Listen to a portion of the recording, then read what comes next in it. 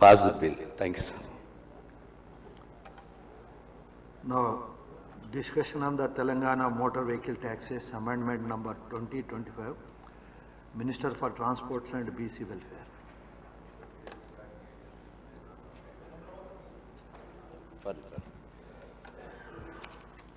అధ్యక్ష, ఈరోజు మోటార్ వాహనాల పన్ను విధింపు చట్టానికి సంబంధించి కొద్ది సైలెంట్ ఫీచర్ సంబంధించి కొంత సభ్యులకు తెలియజెప్పే ప్రయత్నం చేస్తాను. అధ్యక్ష, ఇప్పటి వరకు అంటే ప్యాసింజర్ వెహికల్, 3 వీలర్స్ లాంటి వెహికల్స్కు, 4 వీలర్స్ చిన్న చిన్న వాహనాలకు క్వార్టర్లీ ట్యాక్స్ ఉండే. అధ్యక్ష, దాన్ని క్వార్టర్ ట్యాక్స్ కట్టకపోవడం వల్ల కలెక్షన్ ఆఫ్ ఒకసారి వెహికల్ రిజిస్ట్రేషన్ అయిపోయి గ్రామాలకు వెళ్ళిపోయిన తర్వాత ఎప్పుడో 6 నెలలకో 1 ఇయర్కో మళ్ళీ దొరికితే దానికి పెనాల్టీలు, లేకపోతే మాన్యువల్ ఇంటర్వెన్షన్, ఇవన్నీ రకరకాల వ్యవస్థ ఉన్నప్పుడు దానికి వివిధ ట్రాన్స్పోర్ట్కు సంబంధించినటువంటి నిపుణులతో చర్చ చేసి ఈ వాహనాలకు సంబంధించి ఒక కొత్త వ్యవస్థను తీసుకురావాలని ఇప్పటికే ఆటోస్ కానీ ఇతరత్ర ప్యాసింజర్ వెహికల్స్కి ఆటో కంప్లీట్ 0 ట్యాక్స్ ఎగ్జెంప్షన్ ఉంది. దాన్ని ఎక్కడ కూడా మేము టచ్ చేస్తలేము.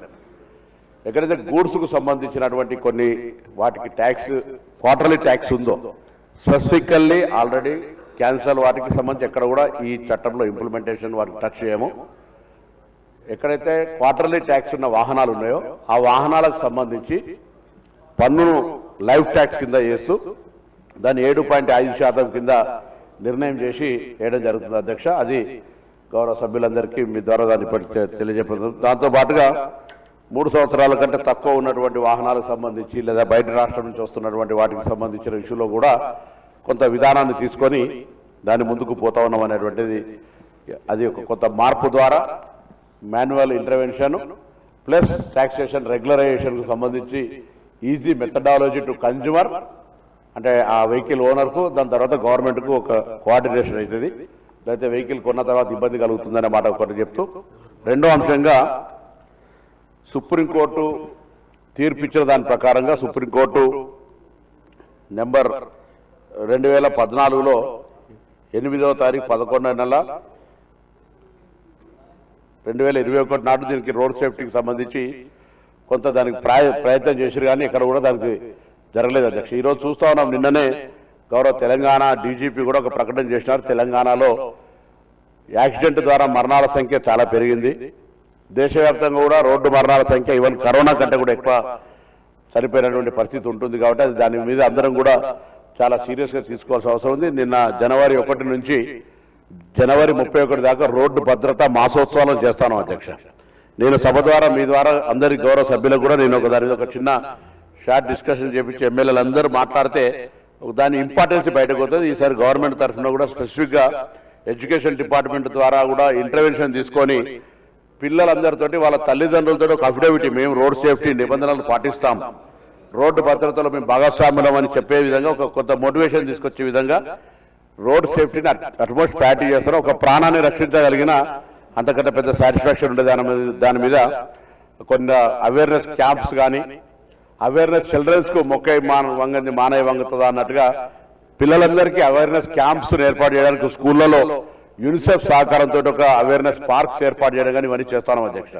దానిలో భాగంగా ప్లస్ ఇవన్నీ కూడా రోడ్ సేఫ్టీకి సంబంధించి కేంద్ర ప్రభుత్వం సుప్రీంకోర్టు ఇచ్చిన నిబంధనల ప్రకారంగా కొంత రోడ్ సేఫ్టీ ట్యాక్స్ను కూడా మేము కలెక్షన్కు సంబంధించినటువంటి దాన్ని కూడా ఈ సభ ముందు చూస్తాను. అధ్యక్ష, రవాణేతర వాహనాలకు అంటే మోటార్ సైకిళ్లకు ఒక 2000 వన్ టైం కలెక్షన్ కొరకే 2000 రూపీస్, అదేవిధంగా లైట్ మోటార్ వెహికల్స్కు సంబంధించి 5000 రూపాయలని, ఇవన్నీ కూడా కమర్షియల్ వెహికల్స్కి మాత్రమే. జనరల్గా మన వ్యవసాయానికి పనికొచ్చేటువంటి లేకపోతే ఆటోలకు సంబంధించి వీటికి ఎక్కడ కూడా అప్లికేబుల్ కాదు. మిగతా వాహనాలన్నిటికీ బిగ్ వెహికల్స్ అన్నిటి కూడా 10,000 రూపీస్ అట్ ఓన్లీ పర్చేస్ టైంలో మాత్రం వేసే విధంగా రోడ్ సేఫ్టీ సెస్ కింద వేసి వాటి ద్వారా ప్రజలకు అవగాహన కలిగడం కానీ, రోడ్ సేఫ్టీకి సంబంధించి చర్యలు తీసుకునే విషయంలో కెమెరాలు ఏర్పాటు చేయడం కానీ, రోడ్ సేఫ్టీకి సంబంధించినటువంటి అనేక కార్యక్రమాలు రాష్ట్ర వ్యాప్తంగా ఇప్పటికే 33 జిల్లాల్లో రోడ్ సేఫ్టీ మన కమిటీస్ వేసినాం. జిల్లా కలెక్టర్లను చైర్మన్గా వాళ్ళు కూడా ప్రతి నెల సమావేశం ఏర్పాటు చేసుకొని అక్కడ తీసుకోవాల్సిన చర్యల గురించి కార్యక్రమం జరుగుతోంది. అధ్యక్ష, ఇవన్నీ కూడా ప్రభుత్వము తెలంగాణ యాక్సిడెంట్ రహితంగా ఉండాలనేటువంటి ఆలోచనతోటే ఈ కార్యక్రమం చేస్తా ఉంది. అందుకొరకే రోడ్ సేఫ్టీని కూడా ఇంట్రడ్యూస్ చేశాను. నేను మరొకసారి గౌరవ సభ్యులందరినీ ఈరోజు కేంద్ర ప్రభుత్వం గడ్కరీ గారు కూడా ఈ రోడ్ సేఫ్టీకి సంబంధించి ఘనంగా అంటే అంతటా కూడా ప్రజల భాగస్వామ్యం కోరుతా ఉన్నాడు. మా దగ్గర ఇవాళ రవాణా శాఖ తీసుకుంటే మొత్తం 1000 మంది మాత్రం ఉద్యోగులు ఉంటారు, కానీ వాహనాలు 1,80,00,000 అధ్యక్ష. సో ప్రజల సహకారం లేని సాధ్యం కాదు. ఇప్పుడు డ్రంక్ అండ్ డ్రైవ్ కావచ్చు, సెల్ ఫోన్ డ్రైవింగ్ కావచ్చు, రాంగ్ రూట్ డ్రైవ్ కావచ్చు, ఓవర్ స్పీడ్ కావచ్చు, సిగ్నల్ జంప్ కావచ్చు, ఇట్లా ఇవన్నీ కూడా చాలా ప్రమాదాలకు కారణమైతే ఈ మధ్యలో మనం చూసిన ఒక వికారాబాద్లో ఒక బస్సు కంకర లారీ యాక్సిడెంట్ అయితే ఒకే కుటుంబం తాండూరుకు సంబంధించిన మనోహర్ రెడ్డి గారు ఎమ్మెల్యే ఉన్నారు, ముగ్గురు ఒకటే కుటుంబానికి సంబంధించిన అమ్మాయిలు చనిపోయినటువంటి బాధ, కుటుంబాల బాధ మనం చాలా విచారకరంగా ఉంటుంది.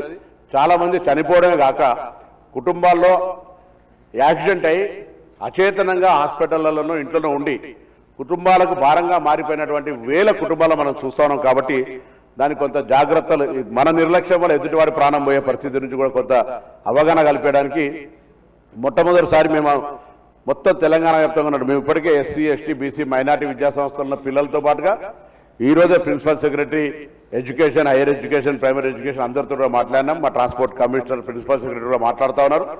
రాష్ట్ర వ్యాప్తంగా ప్రతి విద్యార్థి ఒక సెంటిమెంటల్ బాండింగ్ తీసుకురావాలి. నానా మీరు బయటికి వెళ్ళేటప్పుడు వాహనం సంబంధించి హెల్మెట్ ధరిస్తాం, ట్రాఫిక్ నిబంధనలు పాటిస్తామనేటువంటి ఒక అఫిడవిటీ లాగా హామీ పత్రాన్ని తీసుకున్నట్టయితే కొంత ట్రాఫిక్ రూల్స్కు అదే చట్టం కాదు, శాసనం కాదు, కానీ కొంత మన అవేర్నెస్ క్రియేట్ చేయడానికి ఉపయోగపడుతున్న ప్రయత్నం చేస్తున్నాను. నేను గౌరవ సభ్యులందరూ కూడా మీ జిల్లాలో రోడ్ సేఫ్టీ ప్రోగ్రామ్స్ జరుగుతూ ఉన్నాయి, నెల రోజుల పాటు జరుగుతాయి.